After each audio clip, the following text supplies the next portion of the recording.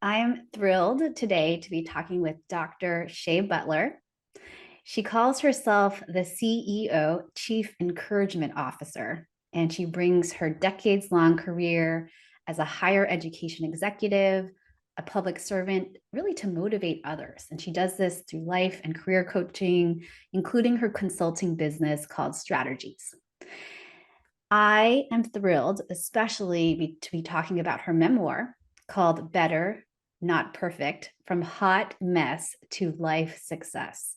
And it's a women's guide to learning, loving, and being herself unapologetically. This is a love letter that really explores Dr. Shai's shame, her triumph, her amazing, I call it the phoenix rising from the ashes. And she shares all of it. It's a wonderful book, and we're going to get into it. But Dr. Shai, thank you so much for being here. And Elisa, thank you so much for having me. I appreciate it, and I'm really looking forward to the conversation today. So, Dr. Shai, let's start with your upbringing. Did you Mhm. know when you were a young Shai that you would be a doctor, that you would, how did your identity shape this career path of yours? Oh, no, I had no idea. I had a doctor in my family, but I didn't, he was my uncle, and I didn't really aspire to be it, and I would say, when I was young, my very youngest memory, I think, had me saying I was going to be a teacher. And I did teach at some point in my career. I was in the classroom, the undergraduate and graduate level. But I could say this: when I was younger, I knew that I had this feeling that I was meant to do something, to be something, and that it was going to be great. And but I didn't know great in what way. And I didn't think about great in terms of fame. I didn't think about great in terms of money. I just thought that it's weird. It's weird to describe and explain, but I felt like there was something I was supposed to do in life. And I got that sense from a very young age. So, let's talk about that, Mhm. Dr. Shea, because I often feel that as children, we have this knowing that life is okay, we're okay. Mhm. And we have a sort of self confidence that starts to erode Mhm. because of society, because especially as Mhm. women of color, there's pressures, and then we start to Mhm. internalize. And your book really brings that to light. And Mhm. I'd love for, I didn't want to give away like the whole amazing story, but if you could talk about how those struggles, you still kept that alive. And so, can you talk about that? Just give us an arc. You have this amazing Yeah, career, and then yet you ran into some trouble, right? And so, can you talk about that and then yeah, how you stayed grounded? sure. So I would say, before I go back, I will say that in addition to knowing that there or the sense that there was something, that there was going to be something great as part of my life, the evolution of the child to the teen to the woman also pointed out how I was different than those around me. And there were situations in life that affirmed that difference. And I, as a young person, hated that difference because I wanted so badly to not be different and to fit in. And that feeling of desiring to be different and forgetting about um, what that younger person embraced in her spirit and in her soul, that she was destined to do something great. And I'm not saying I've done it yet. I'm still on the journey to whatever this greatness mission that I sensed and felt as a child. But the desire to be to fit in began to overshadow any remembrance of this feeling of aspiring to be great. And that emerged in the teen years. But going back to the beginning, I grew up in a very impoverished neighborhood in projects of Brooklyn, New York. Um, my parents separated when I was two. My dad, I stayed with my mom. My mom had custody, and my dad would visit as much as he could. My dad struggled. Um, Let me just say, my dad was immensely talented. My dad was a brilliant and a creative person who also struggled with addiction. And his struggle with addiction prevented him from showing up in my life consistently and doing what dads should do for their daughters, um, really for their children, but I'm going to speak about their daughters because that's been my experience. And that is affirm, um, tell you, they should be the first person to tell you how smart you are, how beautiful you are, and how much they love you and how much you deserve to be loved. And he was not able to consistently be that voice and presence in my life. My mom was, however, she was a consistent presence in my life, but she was that single parent trying to do it alone and therefore spent a lot of her time working. So therefore the raising of me fell to my grandmother, my mother's mother, who I really spent most of my days with as a young child. And my mother's mother was um, a foster mother. And so there were always children around me growing up. I was in a house full of children. I was an only child for 9 years until my younger sister came along when I was age 9. But for those first 9 years, those formative years, I was surrounded by children. And children, no doubt, who had experienced trauma, but when you're young and you're playing, you don't think about the trauma um, as much. And they were long time foster children with my grandmother, so they had kind of settled, and we had this brotherly, sisterly relationships. So I would say, how I grew up poor without knowing I was poor because I didn't really have a frame of reference at that age. That came later. Um, but, you know, that's the environment I grew up in. And one day, my grandmother became ill not long after she died. And I think there really starts, um, that was a pivotal moment in my young adulthood. I was 12 and I essentially lost the woman who was in my mind more of a mother than my mother. Not that I didn't love my mother and my mother was there for me, but my mother worked a lot because she had to. My mother was a hardworking woman, and my grandmother raised me for the most part. I mean, my mother lived with us, but my grandmother was a constant presence.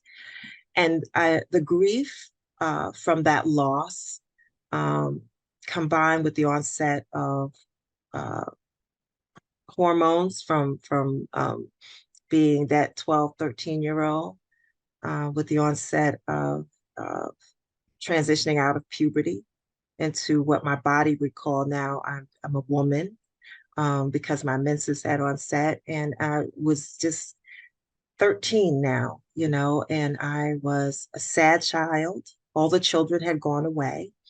My mother was still working. Now I was raising this younger sister of mine. Um, and everyone around me was grieving the loss of this great matriarch. And I I went from being a center of her world and a life as a playground to a young teen who was responsible for a 3-year-old who was pretty much isolated and quiet and withdrawn within her own grief. So that's the early years. Dr. Shea, that story, thank you so much for sharing. And I want to lift up a few things.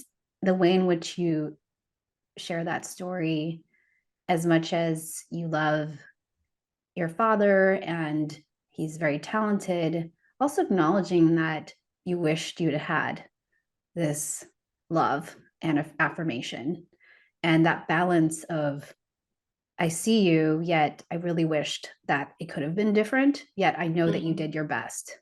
And I see that Yeah. same theme with your mother. And it's this looking at it, and you're not painting this rosy colored picture of, hey, it was perfect and everything was just la di da. No, it was hard. And yet here I am at this juncture, having lost this matriarch mother figure, being sad, having to navigate the transition of puberty by yourself. And I remember actually listening to this part in your book and just the way in which you described how what happened and then the community's reaction to that. Could you Mhm. could you share that too with us?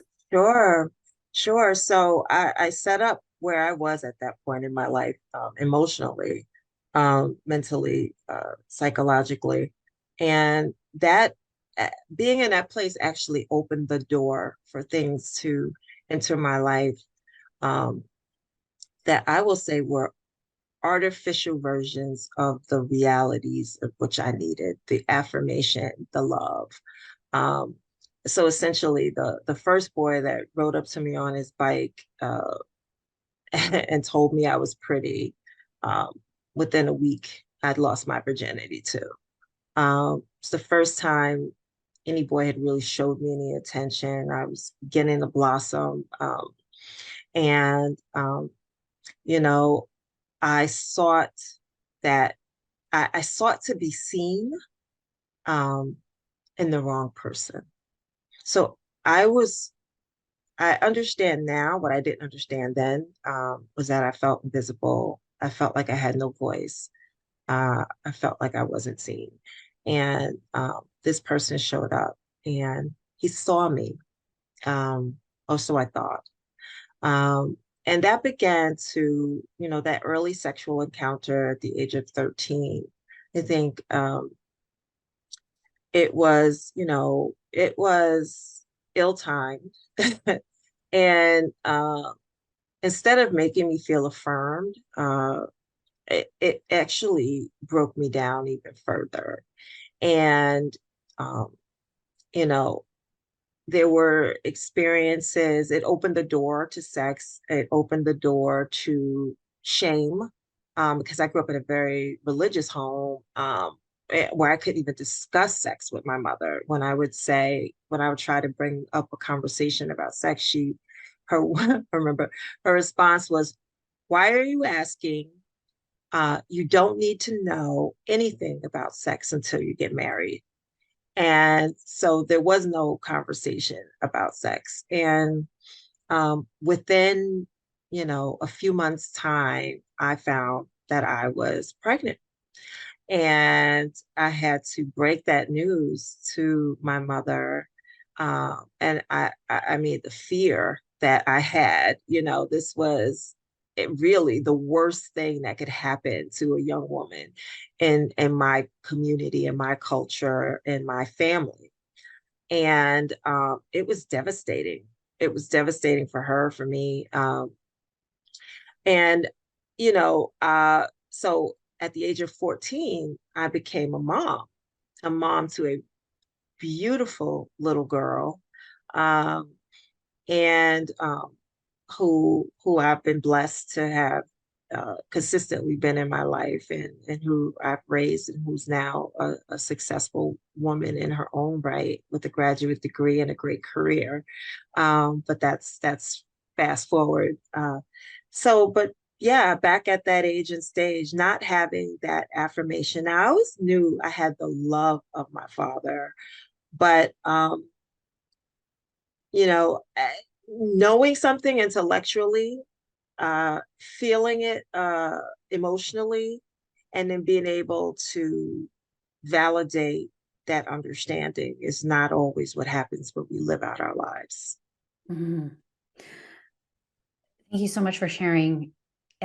Especially when you're such a young person trying to be seen and be loved. I mean, I hear that theme, Dr. Shea. Just And often we don't even realize that that's what we need. And so when we Yeah. get it, it makes complete sense. Like, I'm finally getting it. Okay, I'm going to open myself up. Hmm. And whether you do it through sex or through drugs or through we're overworking, I mean, just trying to be Hmm. validated. Can you tell me that Yes. I'm good, I'm okay, and not even like amazing, I'm just like, can you just see me? And whatever I can do Yeah. to get that, I mean, it's what you just unearthed here is the cycle. I'm not enough, I need to be seen, I didn't have it as a kid, and therefore it perpetuates the cycle. And it just, I Hmm. mean, your story then continues. And I want to get, like, when you think about these moments, right? Hard Hmm. moments of, it was incredibly difficult, yet a gift. And so this beautiful gift of your daughter and the relationship you have. Hmm. And I love how you talk about it. I know we're fast forwarding, but just can you talk through the arc even further in your life?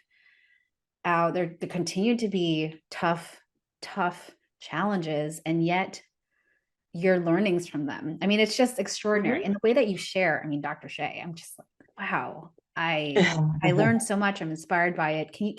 Would you mind sharing with our audience? Yeah, I guess what's important to take away from the beginning of the story is that I developed ways in which I would navigate the world based on those early experiences. So um, early on in life, being a smart, I was skipped in middle school because academically I was really smart. Um, and I got a lot of praise and affirmation from my family for those good grades. So I go seen when I brought home an A. Mhm. I was vocally praised and lifted up and appreciated. So I began to internalize, you know, that affirmation with love and with being seen, Mhm. and so that was part of the thing that set me on this path towards perfectionism. But then also the shame and the degradation that came with being a teen mom in my community, in my church, in my family, um, also showed me bad when you do something bad, um, how some all of that affirmation can be just swept away, taken away overnight. And so I made a decision, knowingly or not, that I would stay away from the bad as much as possible and try to do nothing that would position me to have to experience that shame, that degradation um, again. And I'm going to constantly seek positive affirmation and put myself in positions to gain praise, awards, good grades. So that tracked me on this path of perfectionism, this worldview and lens that I now brought to how I'm going to navigate the world and be a success in life.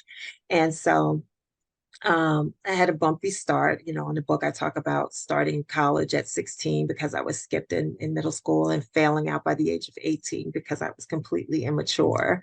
Sort of this other pattern in life where I've got the academic smarts, but the psychosocial emotional immaturity, that we're all converging around the same time. Um, I was able to get through that because I was never comfortable in in mediocrity or in failing status. And I always tell women I speak to, failing at something doesn't make you a failure, but it took me a while to learn and understand and embrace that and find grace and mercy for myself for those times when I did fail. Um, but failing became not an option. I went on this pursuit of perfectionism, and I eventually got back into college. I graduated. I got my undergraduate degree. I went to grad school. When I went away to college, and I eventually had to go away to college because I had the sense and wherewithal to know that New York City wasn't the place where I was going to really get it done.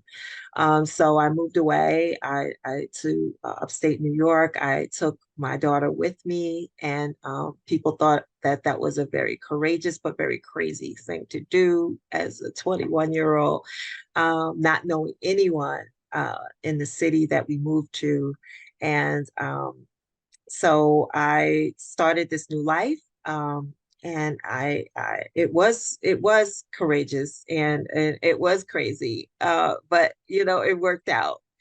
And that pursuit of perfectionism translated into um, getting the graduate degree, building my career, still wanting to be a great mom. I had a great mom role modeled in front of me. So trying to do what I thought she would do in different situations. And I was beginning to mass all of this success in my 20s, my, early mid 20s. And then as I moved into my later 20s, and I saw that wow, I've got all these great things going for me, but I don't have a life partner, and I don't even have the prospects of a life partner in front of me. I wasn't dating anyone seriously. And I began to sort of look at my life, and instead of having a spirit of gratitude for all the good things that were in my life, I began to focus on what I didn't have. And I thought about, like, oh my God, I'm coming up on 30 and I'm not going to be married. I'm still single. And in my community, culture, religious background, family, to be 30 and unmarried, there was a stigma associated with you, that there was something, what's wrong with her? And no one has chosen her. So there must be something wrong with her. And I was internalizing that. And so instead of being appreciative of the success and what was working, right, I began to implode. And in imploding, I still had the external, she's got it going on, stuff going on, but internally, I was a hot mess. Hence the title of the book, and hence chapter 1 of the book, where I start off with me at 28 and a half. And I talk about all of the negative things that were going on inside of me. The way I was flagellating myself, the way I had no self-love, the way I had really no self-knowledge and self-awareness. My self-awareness was very low. I say, if you would have asked me my favorite color at that time, I probably wouldn't have been able to tell you. I probably would have gone to my closet and said, okay, how many blue shirts do I have? How many purple? All right, I've got one more blue than every other color. Let's say blue is my favorite, because I'm an analytical thinker, right? Uh, but really know myself, I didn't. Really love myself, no way. And that really, I kept wondering why I kept cycling through these bad men. Like, I couldn't, I had no, like, I wanted to date, I wanted to find Mr. Right, quote unquote. And I just kept coming upon these losers. And I didn't understand then what I later understood, that I was attracting to me what I was, what I thought myself to be. So I was a ball of negativity, and I was attracting um what I was at the time and what was in my heart. So um fast forward, when my heart changed, when my belief about myself began to shift, and there was a process, and I talk really about that journey, the journey of learning oneself, loving oneself, to be oneself unapologetically, which means, how do I show up authentically? It's not, when I say be oneself unapologetically, it doesn't mean I show up and I say what I want and I do what I want. Um, Everyone else be damned. No, that's not what it means to live unapologetically. It means I get to show up authentically and be good with that. And so the journey to go from um, really self-hate and this feeling of not being enough, to get to a place of self-love, was a process, a healing journey. And I eventually got there.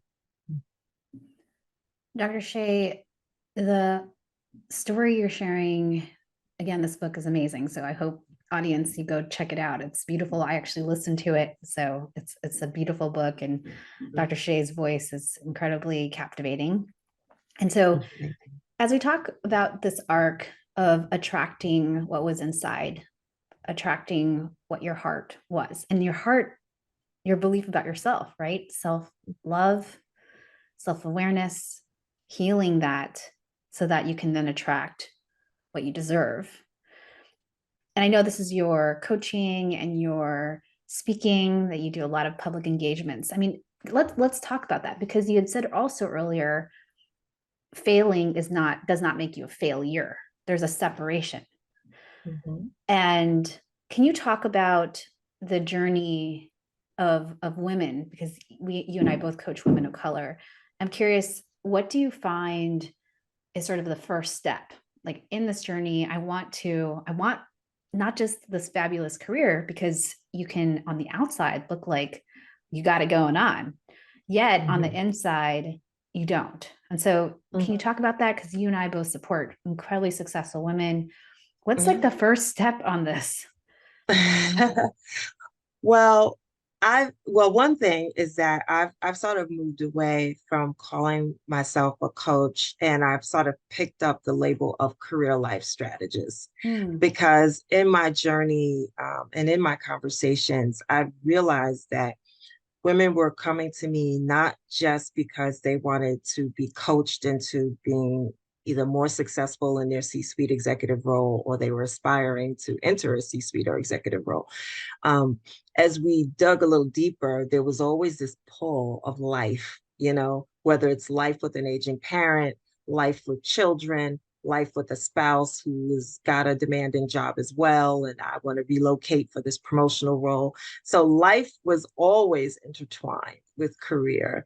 And so being a career life strategist and helping individuals, being able to merge the two in ways that are, are help shape their definition of success is something that I have found really meaningful. But whether I call myself a coach or career life strategist, when women come, I have found some of the early work really has to do with, uh, I showed up here because I think I'm failing at my goals and aspirations, or I think I could be doing better to help achieve my goal, or you know, there's something I'm deficient in. And and I need help. It's always this place of self-criticism. Um, I see a lot of imposter syndrome. I see a lot of women who, like myself, are perfectionists and have it going on in so many areas of their lives, but can only see their deficiencies, right? So how do we then build up and take an asset based approach to how we are going to establish this new relationship and working together? And so we really start off looking at strengths. We start off looking at values. We start off really digging into building out that self-awareness and finding and labeling those things that we're good at, affirming and starting work on really starting to believe, work on the work of believing um, that you are those good things that you are. And sometimes I find, um, and I think about this with one client in particular, always getting positive affirmation at work, positive affirmation on social, positive affirmation from family and friends, but still struggles with the belief that she is um, good or worthy of being in the role that she's in, or having the title that she has. Or, I feel like a fraud if people really knew what I felt about myself, or these areas that I'm deficient in life, then they wouldn't say these great things about me. Yeah, it's amazing how pervasive that kind of Mhm. belief is, that as much as we're getting accolades from many people throughout our life, that we still think, no, I'm not enough. Yeah. And I'm thinking about your story in the very beginning, that if we don't have enough affirmation and love, that when we continue to seek that, especially from our career, we can. You got great grades, you went on to get a graduate degree, you're a doctor now. I mean, that's really affirming. And yet, inside, if we don't do the work inside, it's going to continue the hamster wheel. And especially as Yeah. women of color, right? It serves the system. We're Yes. constantly chasing. That's good for economy, Yeah. working Yep. instead of being with our Hmm. our children or taking care of ourselves. So it's a tough cycle to break. And so starting with this value and strengths, and you have an amazing, like you have, as you are, all these beautiful things. Do you see it? So I Right. love that so much. Do And you for women of color, oh, I'm go sorry. ahead? No, go ahead. And for women of color, we often find that sometimes we're in a position where um, either factually we walk into a room and there's a negative perception um, that may be brought, and it may vary by race, because there's all of these stereotypes, right, by certain women. For Black women, it's the angry Black woman syndrome. So let me see um, if and when the angry Black woman is going to show up in this meeting, right? And so then knowing that, you walk into a room and you say, I'm going to be work really hard to make sure that I have measured speech, and that I will show no emotion, or or that I'll show only positive emotion. And we're not showing up. We're not allowed we don't have the permission to just be normal like everyone else in the room, because we're always conscious and sensitive to how we're going to be perceived.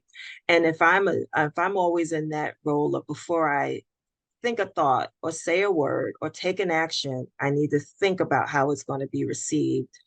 It delays my growth, my professional growth. It delays my ability to lead, because I'm always questioning um, not only my actions, and I may be very equipped and adept at my skill that got me in this C-suite role, but now I'm delayed in making decisions because I'm always concerned and factoring how it will be perceived. Mhm. So you add that layer on as a woman, and then as a woman of color. Um, yeah, that's a struggle and a real challenge. So building on that point, we have the sense that we're not enough, that we can prove ourselves with this formula of success, say in career. And also we're carrying the mental load, the additional pressure of having to debunk stereotypes. And that is a lot of energy, right? That we're just using toward surviving instead of looking forward in our career to advance it and head to those C-suite roles or the top role. And so it's a self-awareness, right? Mhm. Here's actually what you believe, and here's both ways that you're chasing it and ways that you are kind of flagellating yourself. Mhm. And here's a path forward. Let's look asset based at what you are rocking at and how you're using your energy towards things that don't serve you. So let's look at all of that. And yet, Dr. Shea, this is something you said earlier. There's the intellectual understanding, right? Like we can lay all this out. And at the same time, there's the body, emotion, our response. And so, how do you emerge the two? Because if you were coaching me and I'm like, yeah, I get that, Dr. Shea, but Mhm. it's really hard to internalize after many Mhm. years a Mhm. different way of being, believing. I Mhm. want to, but like I Mhm. just, it's really, really Mhm. difficult. What do you do with that integration? Especially, it's not just career, right? It's life, it's all of that. Yeah. Yeah. Well, I can speak for me, what worked for me. Yeah. Um, Faith and therapy. Mm. Um, Not religion. I had to leave I think religion, uh, particularly the religion I grew up in, I think that did more to in the area of judgment and have understanding of God and higher power from a lens of fear, and a performance based way of living. Whereas when I began to get on this journey of learning loving being, I had to learn and embrace a new way of faith, a new understanding of God. And thankfully I was open to that. And in my openness to gaining faith, or some may say going on a spiritual journey, um, I don't espouse, I am a Christian, but I don't espouse or push my faith on anyone. What I do encourage when I do speak to women is find a faith. Find, because if I had to solely rely on me as the it and be all, as the all knowing, I wouldn't be where I am. There needs to be a place that I can turn to when I can't make sense of the world. And not that I will get answers when I turn to that place, but what I do get is peace. And Mm. so that is what faith brought me. And then what therapy has done for me, um, it's given me a place to work out those issues that surface that are preventative to me learning loving being myself authentically and unapologetically. And I'll give you an example, because Mhm. I always say I'm still on this journey. I Mhm. have not arrived.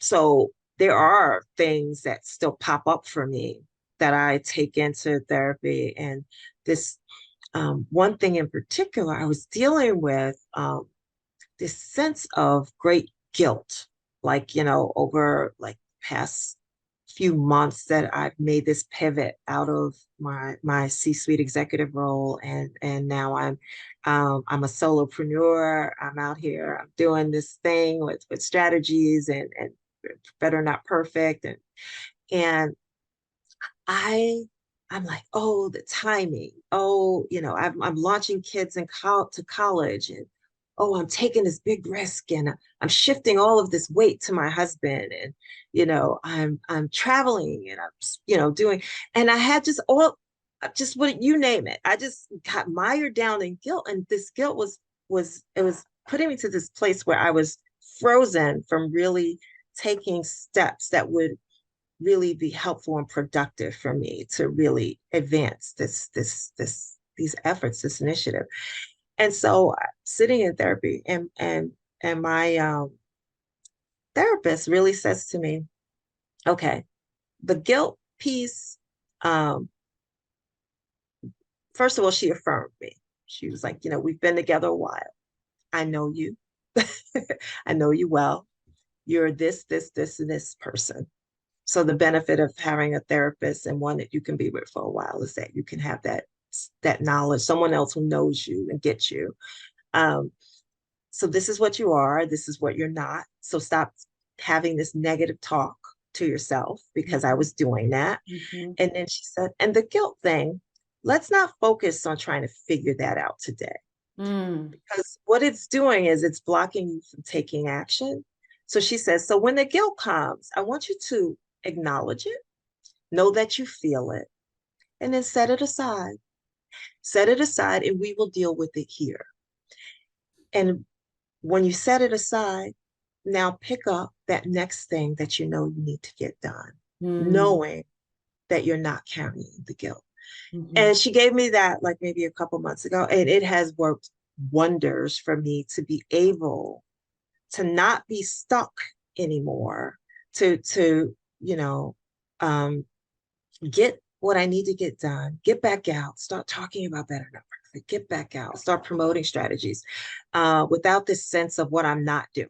And maybe I shouldn't have done it, because again, always a perfectionist, right? And so being able to sit it aside and work on it in therapy. So I haven't forgotten about it, making Mhm. progress, but Mhm. I'm still able to show up and do the work.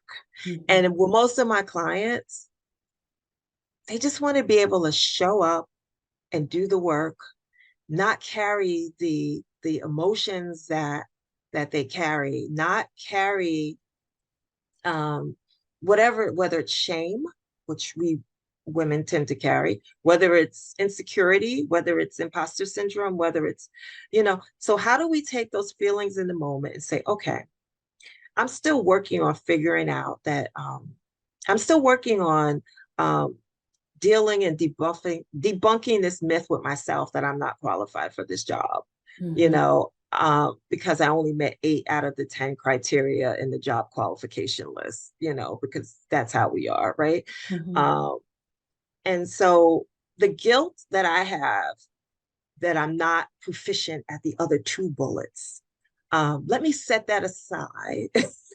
Let me focus on and let me kill it with these 8 and then take the time, not be so worried in the moment that I don't have, um, I don't know, great SPSS skills. I don't know, pick your poison, whatever's in the job bullet that you can say, I'm still working on it. Set it aside, excel at what you excel at, what you're gifted at, what you know, and then then work on the other things. But don't let those other things stop you from feeling that you don't deserve to be there, because you do, that you don't have a unique and valuable perspective that contributes to the success of the organization just by being there, by your expertise, by the lens that you bring as a woman, by the value added that you bring as a woman of color, because you have these intersecting identities that can share so much about either the clients that you serve, the culture of the organization, impacting the climate for other women and people of color in the organization. You bring so much value. Mm-hmm. Focus on the value, understand the value, appreciate the value, and then let go of the perceptions, what other people may think about you. I have a friend that used to say, what other people think about me is really none of my business. Mm-hmm. And I love that, because it really is true. It's your business because it's your issue. And I'm not going to carry it as my issue. I'm just going to show up here as excellent as I am and do the work. Mm-hmm. Mm-hmm. I want to narrate that because these are steps we can take. One is the work with faith, finding your faith, however that looks, that we don't need to shoulder the burden ourselves, that there's our community, but there's also a larger being out there, however you define that. So finding a faith. Second, therapy, a place that we can allow those things from childhood, those beliefs that don't serve us, to recognize them, but then put them aside and have a place to process. I Yes. hear that. And then third, to focus our attention and energy on remembering, just as you did as a kid, Dr. Shai, that you have a purpose. There is something beautiful that you can unleash into the world. And there are many gifts that you have. They're all unique. As a woman of color, that we have gifts. And so stay centered on those gifts. And then fourth, take action. With those, it's a place in which it's a cycle, right? It's not like step 1, 2, 3, 4, I'm done. It's a Mm-hmm. continuous cycle that no Oh, yeah. matter, right? We're like, yeah, we've got it Yep. going, we've done. No, no, no, no. No. It's a journey. We still face it. I still face it daily. Yeah. And it's Mm-hmm. become more, I don't know what it's like for you, Dr. Shea, but it's become more familiar to say, like, oh, there you are. Yep, it is scary to send a request. And yet I'm going to put that aside and go do it because I don't have time to fester about whether I should send it, whether they're going to reply, whether I'm good enough. Like, okay, thank Yeah. you for that doubt. I'll put it aside, Mm-hmm. take action. Yep. So, would you add anything to that, Dr. Shea? How does that feel to you? I love what you said. Acknowledge I'm afraid, and then Mm-hmm. decide, do it afraid. Yes, And that's okay. The point is to do it. do it. Do Do it. it. Exactly. Yeah, yeah, yeah. And I Imagine guess the it. other thing, yeah, Go ahead. I guess the other thing I would add about purpose, I usually tell my clients and my audience that my faith, because of my faith, um, and because of my analytical side too, I cannot think that there an all-knowing, all-powerful creator would give us on average 80 years of life and one thing to do. Mm, So shed the notion that you have one thing to do and just start to see purpose through the lens of it's a purpose for a season. So what season am I in right now? And what is my purpose in this season? And that has just taken the weight off of myself and so many other people and women when we say, especially, I mean, we put our young undergraduates, and we put them so much pressure on them, right? Um, when you're 18, 17, 18, tell us what you're going to major in, because that's going to be the career that you're going to do for the rest of your life. And then when they graduate 21, 22, pick your career, because that is going to be the thing you do. And they've rejected all of that. You mean, they're the Gen Zs, millennials, they're bouncing jobs every 2, 4 years, so thankfully they've woken up and sort of rejected that. And I'm not promoting, job hopping, but what I am saying is that they seem to have been released from this notion of, I have and embrace to say, I can have this career, and then maybe 5 years later I can have another career. And then maybe 5 years later I can have another career. And purpose is more than career. But when we think about vocation, calling, mission, and the things that we'll do in life around vocation, and connect them to profession. It's just good to know that can be seasonal. What a release. Often you're like, what's your purpose? How will you commit your entire life until the day you die toward this purpose? You're like, no. Let's give a chapter to this purpose Yes, and see. yes. And how can you embody that and lean in? And it might change, but let's for now not get into this indecision mode, right?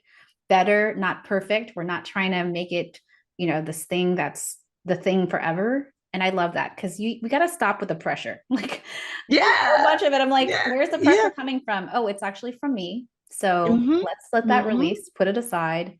Let's go. Let's go. Yeah, yeah. Oh, Dr. Shai, this has been so beautiful. I'm wondering if you're up for lightning round questions. Oh, sure. Oh, goodness. All right. Yep. Chocolate or vanilla? Chocolate, Cooking or takeout? cooking, Climb a mountain or jump from a plane? jump from a plane. Have you ever worn socks with sandals? Not outside the house. No. How would you rate your karaoke skills on a scale of 1 to 10, 10 being Mariah Carey? Oh, man. In my mind, I'm killing it. What you hear may be somewhere around 5. What's a recent book you read? I can't remember the title, but she's talking about love and marriage, Mm. and how to have success at both, and Mm. how to overcome challenges in both. And Italia King is the author. Better not perfect. I love that. Let's embrace it. This is what I can do. There we go. I will look it up. Do not worry. Okay. What is your favorite way to practice self-care? Hmm. Naps. I'm committed now to just owning when I'm tired, and taking guilt-free naps during the day sometimes, not every day, but yeah, I used to not be able to take a nap without guilt. Mm. What's a good professional development you've done? Hmm. I did a LinkedIn course, and it was my first time that I had done it, and I thought it was fabulous and great. So I did a LinkedIn course on the DISC, because I wanted to know more about the different personality tests that are out there to use and to incorporate into the work that I'm doing. What is your definition of a boss mama? Mm, a woman who can say, I am a great executive, or I'm a great manager, or I'm a great employee, and I'm a great mom, but rarely am I both on the same day. Mm. What advice would you give your younger self? Mm. Whew. Drop some of all that stuff, girl. It's not as it's not as deep as you are making it. Get out of your own head, because when you're alone in your own head, you're in a bad neighborhood, and you're spending too much time in bad neighborhoods. So mhm. Where can we find you, like LinkedIn or anywhere else? Yeah, you can find me on www.drshaibutler.com. So that's DRSHAIBUTLER.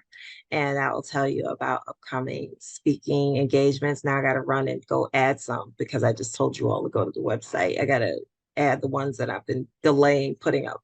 But yeah, speaking engagements, find out more about where to buy the book. It's on Amazon in digital, print, and audio versions. And if you're looking for either a career life strategist or someone to come in and lead retreats or team building in your organization with your executives, you can find me on StratHERgies.com. That's STRAT, capital HERGIES, strategies.com. And last question, do you have a final ask, recommendation, or any parting thoughts to share? Yeah, well, I would say Better Not Perfect has expanded into a podcast now. So we've recorded season one. We're in studio shortly to record season two. It's season two. I'll be bringing in guests like fabulous women, and I don't know if I'm going to get the wonderful Annalisa this time, but I will certainly get her for season three if I can't catch her for season two. But I'm going to be talking to women who have stories of resilience, of power, of overcoming, and where they are on their journey towards better. So tune in there. It's on YouTube, Apple Podcasts, and others, other platforms. Amazing. Dr. Shai, thank you so much for your wisdom, your stories, your book. I just want to double click. It's an amazing book, and I love the Audible Thank you. version. So I have a be hold it up, better not perfect. From hot mess to life success, a woman's guide to learning, loving, and being herself unapologetically. love it. Thank you. Thank you so much. Thank you.